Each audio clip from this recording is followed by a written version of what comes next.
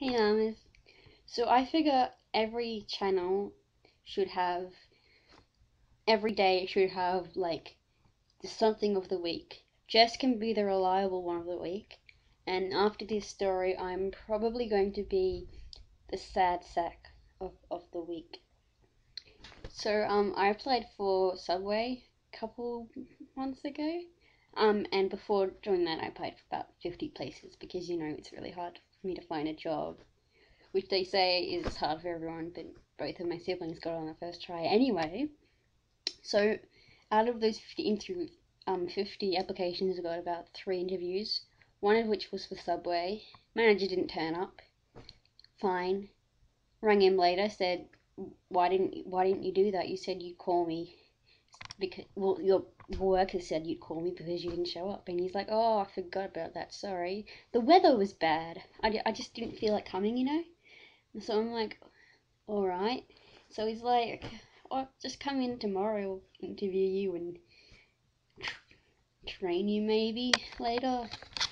Is that cool? I said, yeah, it's cool. I like a job, it's fine. And so I went, and he said he'd lost my resume, which I gave him the first time I came in. No, not even then.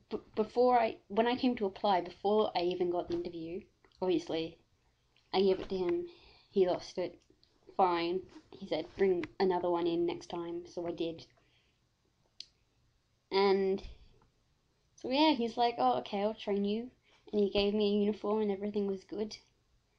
And then he said, oh, I'm going on holiday, so I'm probably the only one that's going to train you. So I'm not going to train you for like a week probably. And I said, okay, that's fine. Waited a week. No reply. Waited another. No reply. About a week later, my mum kept nagging me to ring him because it was obvious he wasn't going to do anything about it, so I did. And he's like, oh, I'm busy, can you ring me back? And I said, sure. And on the third ring, he's like, oh, sorry, I forgot about that.